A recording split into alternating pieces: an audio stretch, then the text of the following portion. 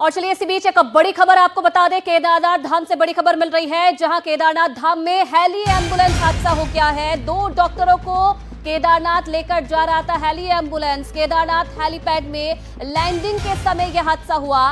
Pilot की सूझबूझ से 2 डॉक्टर्स की जान बची है। हेलीकॉप्टर का पिछला हिस्सा टूटा।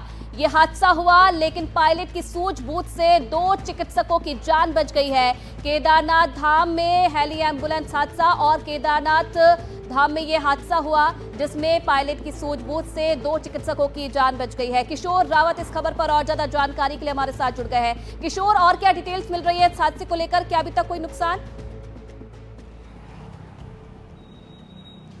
देखिए, ये अच्छी बात रही कि जो 2 डॉक्टर उसमें जा रहे थे और पायलट की सूझबूझ के कारण उनकी जान बची, क्योंकि ऋषिकेश एम्स का ये हेलीकॉप्टर बताया जा रहा है। ये एयर एम्बुलेंस थी जो केदारनाथ जा रहा था, लेकिन जैसे ही ये लैंडिंग के वक्त वहाँ हेलीपैड में पहुँच रहा था, उसी वक्त कुछ टेक्निकल दिक्कत आई और जब ये देखा गया कि उसकी जो पीछे की टेल है वो टूट गई थी, उसकी वजह से ये हेलीकॉप्टर ठीक से लैंड नहीं कर पाया। लेकिन पायलट ने वहाँ पर सूझबूझ दिखाई और इसको हेलीपैड के करीबन 100-150 मीटर दूर उसने वहाँ पर सेफली उतारा और वहाँ पर एक बड़ा हादसा होते होते बच गया। और ये अच्छी बात रही थी कि दोनों डॉक्टर सेफ है। ये भी बताया जा रहा था कि ये हेलीकॉप्टर वहाँ से एक मरीज को इसको वापस लेके आना था, लेकिन उससे पहले ये हादसा हो गया। अब इसको लेकर सरकार ने जांच बिठा दी है। डीसी जो एविएशन की कंपनी है, जो सिविल एविएशन है, उन्होंने जांच बिठा दी है। लेकिन हेलीकॉप्टर की अगर बात करें तो ये समझा नहीं जा रहा है कि ये शायद जो एक टेक्निकल फॉल्ट था, जिसमें उसका जो पीछे का टेल था उसमें कुछ क्रैक आया, उसकी वजह से ये टेल हादसा हुआ है। हालांकि अभी जांच के बाद ही पता लग पाएगा। दूसरी बात यह है कि इस 4 धाम यात्रा में अभी फिलहाल ये तीसरा हादसा है। इससे पहले गंगोत्री की तरफ एक हादसा हुआ था जिसमें 6 लोगों की डेथ हो गई थी। बद्रीनाथ में एक हेलीकॉप्टर लैंडिंग करते वक्त वो भी उसका जो पंखे होते हैं वो नहीं चल पाए थे किसी कारणवश, उसको भी इमरजेंसी लैंडिंग करनी पड़ी।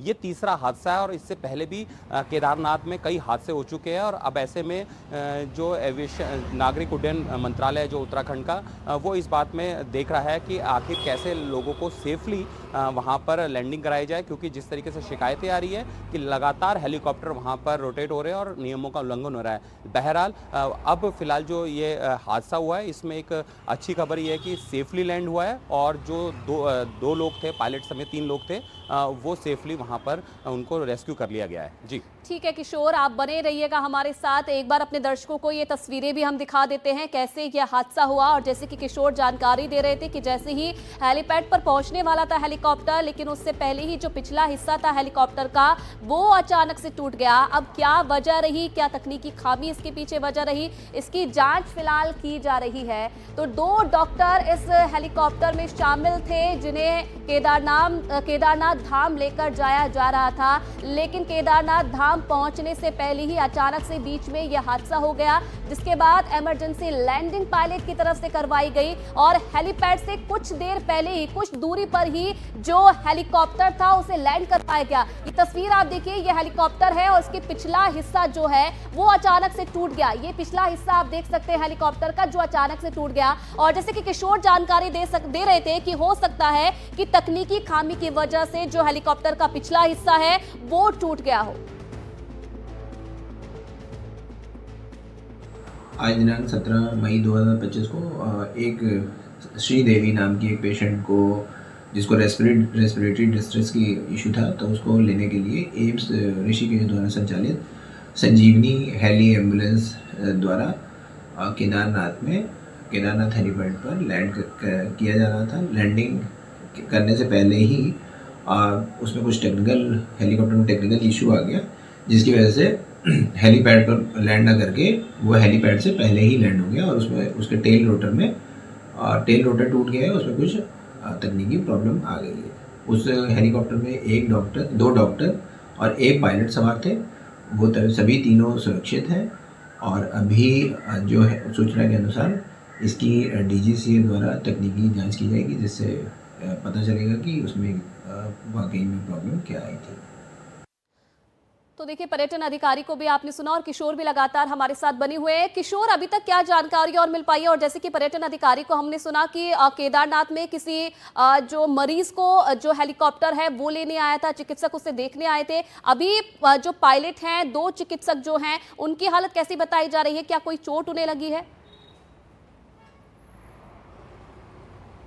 देखिए, ये गनीमत रही कि उनको कोई गंभीर चोट नहीं लगी। हाँ, ये ज़रूर है कि जिस तरीके से हेलीकॉप्टर वहाँ पर लैंड हुआ और उसको बड़ी मुश्किल से पायलट ने सूझबूझ दिखाते हुए उसे सेफली लैंडिंग किया है, तो जाहिर सी बात है उनको अब ये जांच की जा रही है कि उनको कहीं गंभीर कुछ चोट तो नहीं आई है, क्योंकि हेलीकॉप्टर का जिस तरीके से टेल टूटा था और जो वहाँ के लोग बता रहे हैं कि हेलीकॉप्टर ने काफ़ी देर तक रोटेट हुआ था, क्योंकि टेल टूटने की वजह से हेलीकॉप्टर संभल नहीं पाया और काफ़ी देर से रोटेट हुआ था। अब इसके बाद ये भी डीजीसी है इसमें जांच करेगा कि आखिर क्या वजह रही। दूसरी बात यह है कि एयर एम्बुलेंस के इमरजेंसी लैंडिंग हुआ, एम्बुलेंस के साथ ये हादसा हुआ है और जाहिर सी बात है कि एयर एम्बुलेंस इसलिए रखी गई थी कि जो दूरस्थ क्षेत्र है जहां पर लोग नहीं पहुंच पाते और सीरियस कंडीशन में, चाहे वो केदारनाथ है, यमुनोत्री है, इसके अलावा अन्य उत्तराखंड के इलाके हैं, उसमें अगर कोई इमरजेंसी होती है तो उसमें ये हेलीकॉप्टर उसको सेफली लाया जाएगा। लेकिन इस तरीके से अगर एयर एम्बुलेंस के साथ ही इस तरीके से हादसा होता है, टेक्निकल चीज़ें सामने आती है, दिक्कत आती है, उसके जो पीछे की टेल है वो टूटती है, तो जाहिर सी बात है ये थोड़ा जांच का विषय है। लेकिन बहरहाल जो इमरजेंसी लैंडिंग हुई उसमें पायलट और दोनों डॉक्टर वो सेफ है।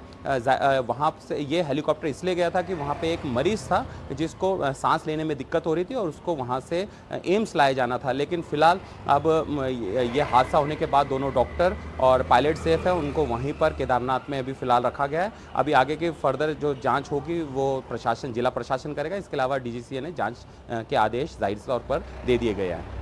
बिल्कुल किशोर, लेकिन अगर देखा जाए तो ये पहली बार नहीं है जब ऐसे हादसे सामने आए हैं। इससे पहले भी जिसका जिक्र आपने किया था कि गंगोत्री में भी कोई ऐसा ही मामला सामने आया था, और इससे पहले भी जब जब यात्रा होती है तब तब हम देखते हैं कि हेलीकॉप्टर्स में ऐसी तकनीकी खामी की वजह से हादसे होते हैं, लोगों की जान चली जाती है, लेकिन स्थिति कहीं ना कहीं जस की तस बनी रहती है।